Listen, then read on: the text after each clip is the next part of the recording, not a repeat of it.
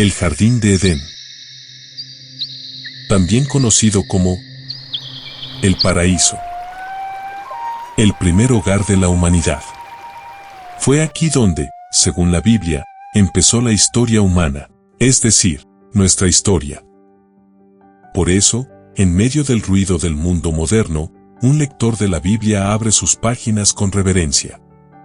Busca algo más que palabras antiguas. Quiere entender la ubicación real del Edén histórico. Pues el Génesis habla de un jardín plantado en esa región, ubicada al este, es decir, al oriente. ¿Qué intervino en la creación del primer ser humano? Según el registro bíblico, hace unos 6000 años, una criatura angelical bajó de los cielos a poner manos a la obra cuando Dios le dijo: ahora hagamos al ser humano a nuestra imagen y semejanza. Mucho antes del Edén, la tierra ya era un escenario vibrante de vida. Por milenios, criaturas colosales, como los dinosaurios, dominaron el planeta y desaparecieron, dejando tras de sí más preguntas que respuestas sobre el propósito que desempeñaron en el ecosistema de la prehistoria. Es de suponer entonces que, si la Tierra pudo sostener bestias tan formidables, ¿no estaría ya lista para cualquier forma de vida? Con toda seguridad. Pero no en condiciones perfectas. A menos que hubiera un lugar acondicionado expresamente para ello. Y entonces, surge algo distinto. Un jardín, o paraíso. Génesis revela. Después, Dios, el Señor, plantó un jardín en la región de Edén, en el oriente, y puso allí al hombre que había formado. Edén. Un nombre cautivador, que evoca un principio, o época dorada. Pero también un trauma o pesadilla, que aún persigue a la humanidad, aunque su nombre signifique placer. Génesis menciona un territorio llamado Edén como punto de ubicación del paraíso. Eso significa que los contemporáneos de Moisés, el escritor del Génesis, podían ubicar esa zona específica. De manera que, aunque para el tiempo de Moisés el paraíso había dejado de existir, su antigua ubicación todavía podía ser reconocida por personas que vivían tan lejos como Egipto o Israel. Debió ser la humanidad que surgió después de la expulsión de Adán y Eva del paraíso, la que llamó Edén a la región donde estuvo el jardín. Tras la expulsión del hombre, el paraíso no desapareció, permaneció sellado, custodiado por querubines y una espada de fuego, un umbral impenetrable para cualquier humano, hasta que el diluvio lo arrasó todo. Todo. Menos su ubicación. Incluso después, los sobrevivientes seguían llamándolo Edén. Es decir, placer. Si esto te dejó algo, si te hizo pensar o te movió el corazón, ayúdanos a seguir creando. Suscríbete, comparte o regálanos un like. Así apoyas este canal para que esto siga pasando. Y entonces, Moisés, un cronista meticuloso del Antiguo Oriente, dejó 3 pistas que marcan el rumbo de nuestra búsqueda, sin dejar opción a equivocaciones. Primera, el jardín estaba en una región concreta, Edén, no un sitio imaginario. Eso implica que Edén abarcaba una zona vasta, mucho mayor que el jardín mismo. No es una aldea perdida en leyendas, es una región con peso histórico. Segunda, quedaba al oriente. Los hebreos que leían a Moisés sabían que el este significaba la tierra de los asirios, una zona que hoy reconocemos como parte de Turquía. Moisés nunca hablaba en fantasía. Sus referencias, como el monte Ararat, entre Turquía y Armenia, eran reales, identificables. Así lo demuestra una y otra vez. El historiador escribe con cuidado: un río salía del Edén para regar el huerto, y de allí se dividía en 4 brazos. El texto guía los pasos del lector, ahora, un exigente investigador. Pero el escritor no lo decepciona. Su texto no es vago, y anota un tercer detalle. Dice que un río salía del Edén para regar el huerto, y de allí se dividía en 4 brazos. El primero es Pisón, que rodea la tierra de Havilá, donde hay oro. El segundo, Gihón, que rodea la tierra de Cus. El tercer río era el Tigris, el cual fluye al oriente de Asiria. Y el cuarto, era el río Eufrates. El lector anota con cuidado: Pisón, Gihón, Tigris, Eufrates. 4 nombres, 4 pistas. una sola fuente de origen. De Pisón y Gijón hoy no hay rastros, ni siquiera de sus cuencas secas. El misterio crece. Antes de rastrear la ubicación del jardín, debemos comprender las pistas que nos deja el relato. ¿Por qué Dios preparó un jardín para el hombre? La tierra ya sostenía aves, mamíferos, vida en plenitud. Nada indicaba que el ser humano no pudiera habitarla. Nada pudo haber que representase un peligro para un ser humano, más que para el resto de criaturas que vagaban por toda la tierra. Y aún así, se diseñó un lugar aparte. El elevado estándar de Dios para su obra cumbre sobre la tierra requería que el hogar del ser humano fuera algo más que un lugar donde vivir y alimentarse. Exigía que, además, fuese perfecto. Un espacio distinto, marcado por una intención divina, pues la nueva criatura sobre la tierra sería a su imagen y semejanza. Además, este jardín tenía que ser un santuario, un lugar donde Dios se comunicaría directamente con el hombre y donde éste le rendiría adoración. Dios le dio a Adán una misión clara y el orden en que debía realizarla. Primero, cuidar el jardín, un entorno perfecto, ya listo para sustentar su vida. Luego, nombrar a cada criatura, estableciendo orden y dominio sobre la creación. Por último, formar su familia y expandir el paraíso. El jardín era el modelo. La tierra, su campo de expansión. Por eso, debía estar aislado, separado, en un santuario perfecto que le permitiese enfocarse. Ese detalle, su aislamiento, es clave en nuestra búsqueda, porque un lugar así debió dejar huellas visibles hasta hoy. En aquel tiempo, no existían muros.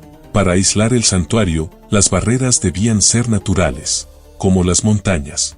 Un elemento capaz de proteger el corazón del paraíso. Un entorno sellado, donde la vida perfecta y los eventos fundacionales del ser humano pudieran desarrollarse sin alteración alguna. Pero, ¿existió una barrera que marcara los límites del paraíso? El registro sagrado muestra que sí, pues nos informa que el jardín tenía un camino de acceso. Expulsó, pues, fuera, al hombre, y puso al oriente del huerto de Edén, querubines, y una espada encendida que se revolvía por todos lados, para guardar el camino del árbol de la vida. El paraíso, como tal, ubicado en la región de Edén, debía tener un tamaño considerable, como para albergar una incontable variedad de árboles frutales. El historiador reseña, hizo crecer también toda clase de árboles hermosos que daban fruto bueno para comer. Finalmente, la pista más precisa aún vigente, está en los ríos. Y Moisés tuvo el cuidado de dejarnos sus nombres. 4 brazos fluviales que nacían del mismo manantial sagrado, pero hoy, 2 de ellos son imposibles de ubicar. No es extraño. Terremotos, cataclismos, el tiempo mismo, alteran la faz de la tierra. Y luego, vino el diluvio. Una inundación total, que aplastó el planeta bajo un peso colosal de agua. Una fuerza tan brutal que redibujó continentes y borró huellas que alguna vez parecían eternas. No obstante, los 2 últimos ríos que menciona el Génesis, el Tigris o Hiddekel, y el Éufrates, aún corren caudalosos. Pero, ¿dónde se bifurcan?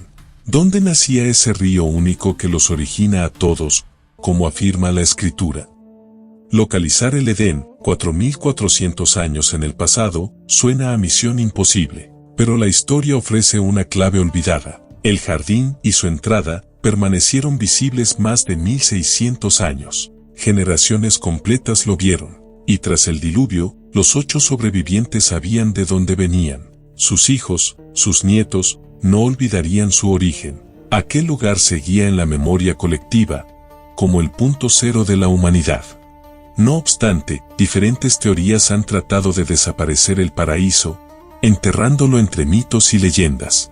Algo que no han logrado, debido a que su memoria aún se sostiene entre ríos, polvo, escritura e historia, que describe las coordenadas, señala ríos reales, entre los cuales, alguna vez, floreció el primer jardín. Aunque algunas pistas parecen perderse entre mapas antiguos, la arqueología explora sin descanso, tras algunas teorías que señalan a una confluencia, hoy, sumergida o borrada por los siglos. Mientras tanto, el respetuoso lector compara mapas, consulta estudios bíblicos. No es arqueólogo, no es científico, pero su fe lo guía con firmeza por caminos antiguos, entre ríos secos y valles olvidados, buscando, no un mito, sino un lugar real, descrito en la Biblia. En ella, como en el corazón de las lenguas antiguas, las palabras son cápsulas del tiempo. Y así, emerge un nombre que ha trascendido milenios. Edén. Un término que en hebreo antiguo significó deleite, pero cuyos ecos resuenan más allá de una sola cultura. Y, por tanto, no es la única huella lingüística del lugar al que identifica. En este ámbito, las pistas se multiplican. En el arameo, lengua de los mercaderes y reyes de Siria, la palabra Edén conserva idéntico sonido y significado. Más al sur, en el desierto arábigo, los beduinos aún pronuncian Adén, para evocar un paraíso perdido.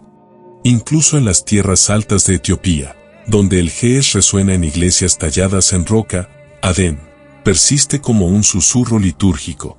Y en acadio, la lengua de los antiguos pueblos de Babilonia, aparece la palabra Edino.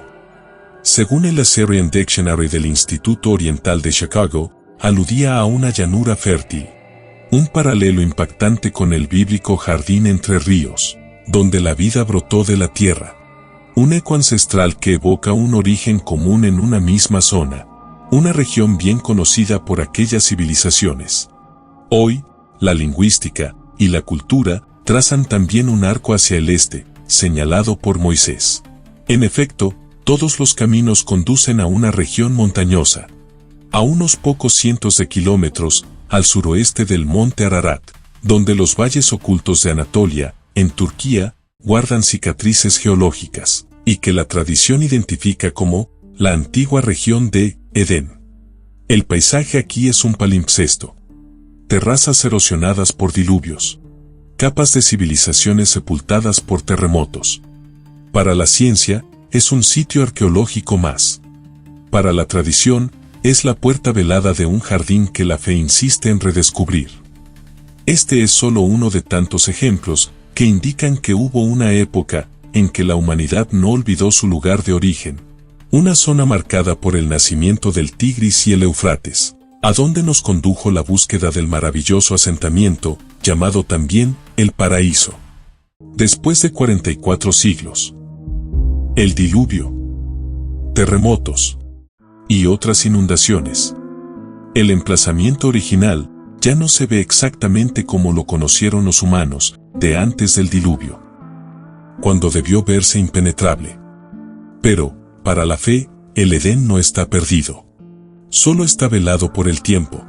Y quizás, aún hoy, los dos ríos que aún quedan, susurran desde las profundidades de la historia, que el jardín resurgirá de nuevo.